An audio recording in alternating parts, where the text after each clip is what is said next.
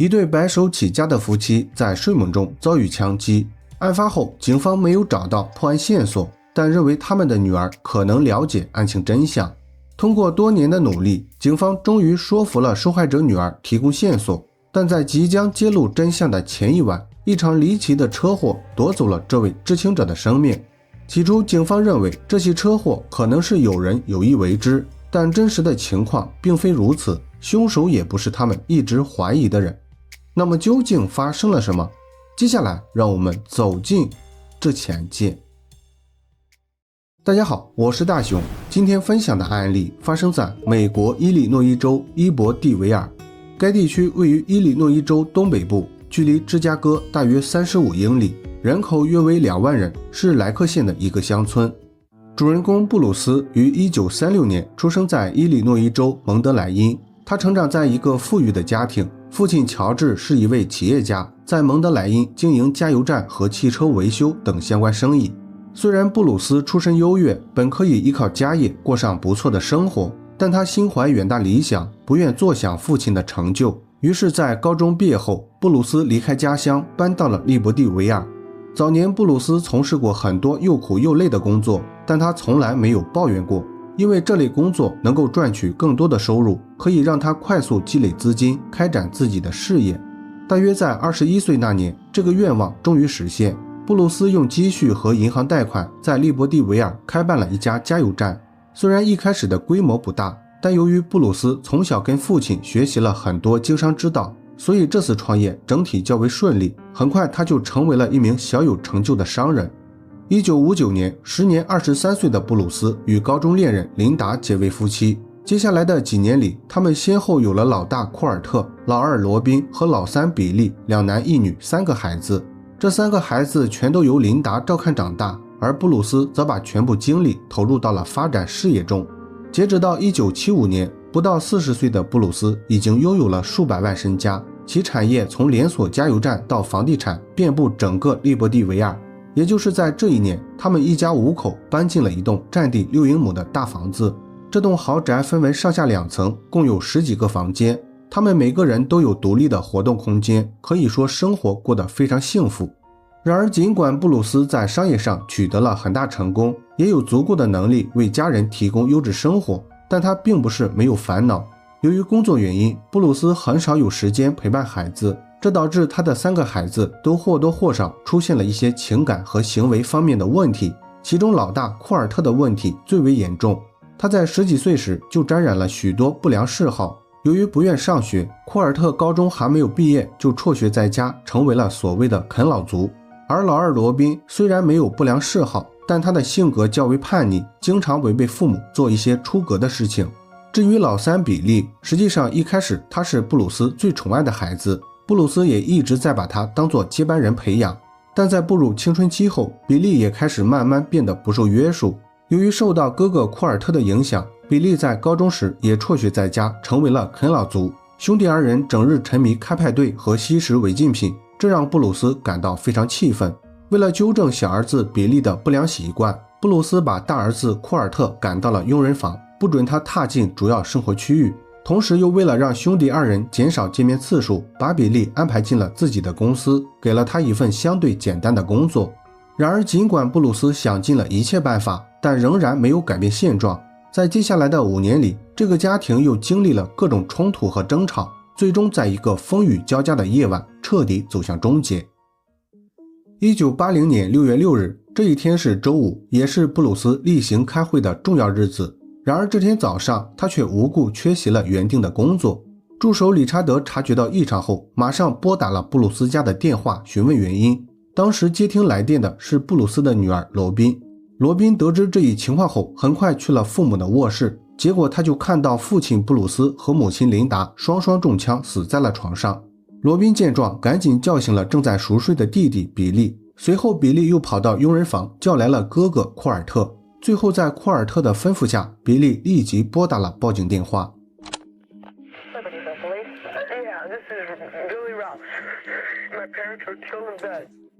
接到报警后，警方和医护人员迅速赶到现场，但这对夫妻已经完全失去了抢救机会，他们均遭遇了霰弹枪枪击，头部几乎不复存在。从两人的伤势来看，琳达应该是第一个受害者，她没有任何反抗行为，像是在睡梦中遭遇了枪击。而琳达的丈夫布鲁斯则遭受了更多伤害，他不仅头部中枪，身上还有多处刀伤和枪托击打的痕迹。这些迹象表明，布鲁斯应该尝试过反抗，由于反应过于激烈，导致凶手没有瞄准要害部位，所以在开枪后，布鲁斯没有立即死亡，于是凶手又用枪托和刀子对他进行了2次伤害。面对这样一起残忍的双重谋杀案，警方首要任务是要了解凶手的作案动机。作为可能的目击者，他们首先询问了夫妇2人的3个孩子，20岁的库尔特、17岁的罗宾以及15岁的比利。罗宾和比利表示，事发那晚他们都各自去了其他地方，大约在后半夜才回到家中，之后他们很快就休息了，期间并没有察觉到任何异常。而年龄较大的库尔特则表示，虽然那晚他一直在家，但由于住在距离父母较远的地方，加上当晚正在下暴雨，所以他没有听到枪声，也不清楚发生了什么事情。然而正当警方准备进一步追问时，布鲁斯的兄弟带着律师来到了现场。可能出于保护孩子的目的，布鲁斯的兄弟中断了警方询问，很快带着3个孩子离开了。由于失去了重要信息来源，警方没有办法，只能尝试从其他方面寻找线索。接下来的几天里，警方逐一走访了附近的住户，但由于事发那晚正值暴雨天气且伴有雷电，因此邻居们都没有听到或看到任何异常情况。此外，先前在案发现场采集的各种物证，经过分析后也没有找到有助于破案的线索，所以综上所述，本案很快失去调查方向。然而就在警方一筹莫展之际，他们突然接到了布鲁斯小儿子比利的来电。比利表示他想看一下警方拍摄的现场照片，帮忙寻找破案线索。得知这一情况后，警方立即前往了比利的暂住地点，也就是他的叔叔家。通过查看现场照片，比利很快发现他们家丢失了大量珠宝首饰和一些收藏用的名贵枪支，因此比利怀疑可能有人盯上了他们家的钱财，从而犯下了这起谋杀。比利的说法听上去似乎很有道理，但根据已掌握的线索，凶手应该是在无人发现的情况下进入了房间，并且在布鲁斯夫妇熟睡时开枪打死了他们。这种行为不像是为了抢到钱财，更像是出于报复。一开始警方并没有找到支持这种理论的依据，直到案发6周后，有人在河边无意间发现了布鲁斯夫妇失窃的珠宝和枪支，那时警方才更加确信凶手不是为了钱财，而是出于报复。因为小偷或强盗不可能丢弃来之不易的战利品，唯一能够解释这种现象的原因是有人为了干扰调查方向，故意伪造了案发现场。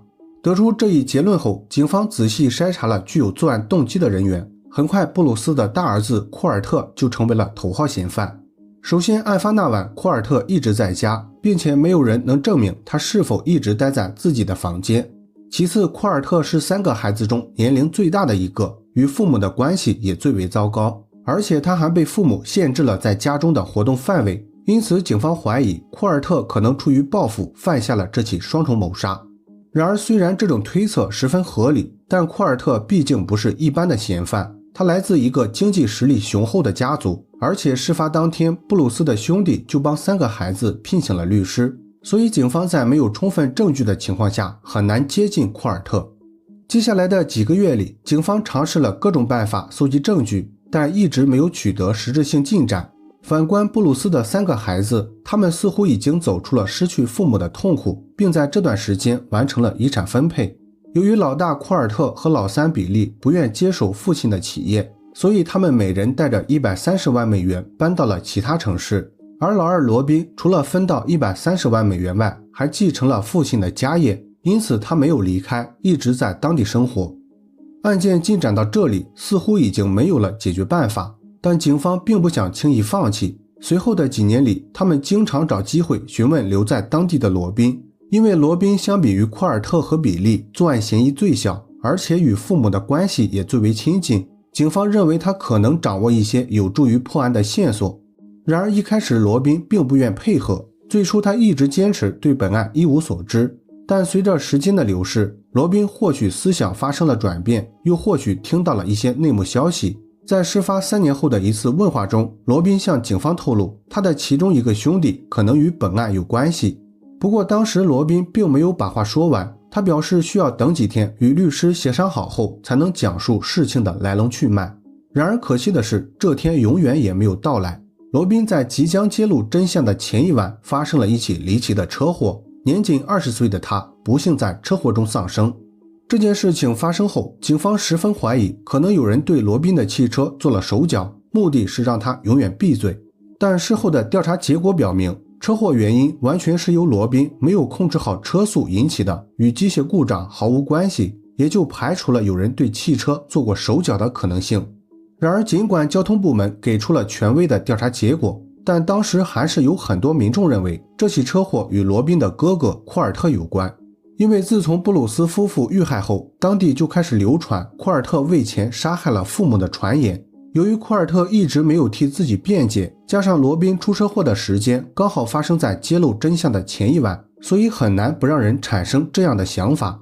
但不论怎样，警方一直没有找到相关证据，也失去了唯一破案的线索。好在真相并没有就此埋没，时隔多年后，本案终于迎来转机，真正的凶手是一个警方从未怀疑过的人。1995年5月，案发15年后，莱克县警方重新调查了这起双重谋杀案。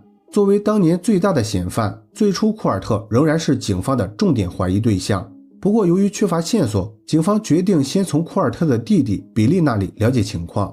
然而当警方准备联系比利时，意外发现他竟然在几年前就因抢劫被关进了监狱，这引起了警方的注意。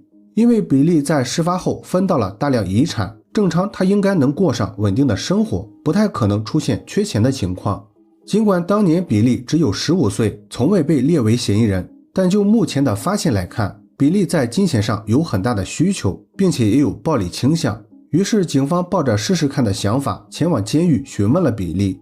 这次问话，比利并没有透露任何有用的信息，但他的情绪很低落，表现得像是个犯了错误的孩子。看到这种情况，警方心中已经有了答案，他们给了比利1天的考虑时间。1天过后，比利承认了罪行，并详细交代了犯罪经过。You called stupid so many times by your own parents. So what's going through your mind? They're saying I'm sick of this bullshit, man. I gotta hear and get them out of my life one at a time. Okay, and then what did you decide? Except for deciding I was gonna get rid of my mom. 根据比利的说法，布鲁斯和琳达对他期望很高，但他的能力有限，很难达到两人的要求，所以爱之深责之切。每当比利做错事情，琳达就会毫不留情地咒骂他是个废物。最开始比利并没有想过反抗，因为他还要靠父母生活，但随着时间的流逝，这种不满的情绪变得愈发强烈，最终在案发那晚彻底爆发。起因是那天晚上，比利和几位朋友喝了一些酒，到家后琳达闻到了比利身上的酒气，随后就开始不停辱骂比利。比利认为自己没有做错事情，因为他已经完成了1天的工作，晚上喝酒完全属于自己的私人时间。但琳达并不这样认为，两人就这件事情发生了激烈的言语冲突。期间琳达不仅说了很多难听的话，还威胁要把比利送去军校，这让比利感到非常气愤。争吵过后，比利跑到了家中的娱乐室借酒消愁，但这并没有让他平复心情，反而激起了报复心理。看着陈列在柜子里的猎枪，比利便产生了杀死父母，摆脱这种生活的想法。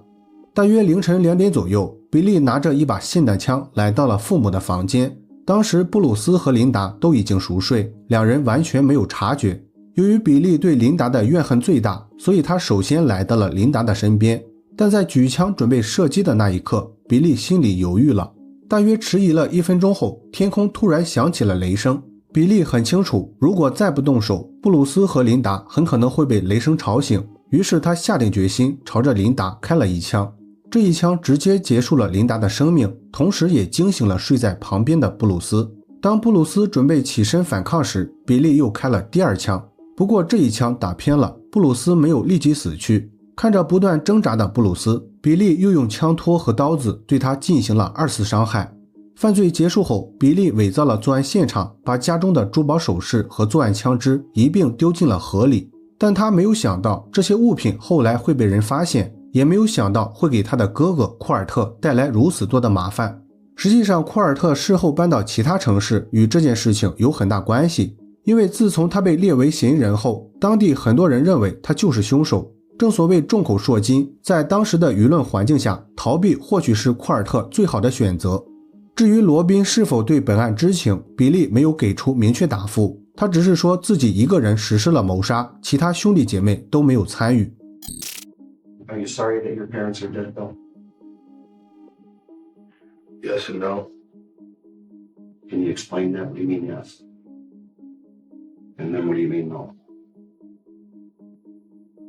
Yes, because the shit I had to deal with them was gone And that was kind of a relief. for me. And then no, because it really got my sister. And what about you, Bill? And I felt like an outcast Why? You know? because I could never do anything right. 1996年8月10日，布鲁斯夫妇遇害16年后，本案开庭审理。比利因2项谋杀罪被判处80年监禁，2035年他将有资格获得假释。好了，本期案件分享到这里也就结束了。如果你喜欢我的节目，请帮我点赞加关注，非常感谢大家的支持。我是大熊，下期见。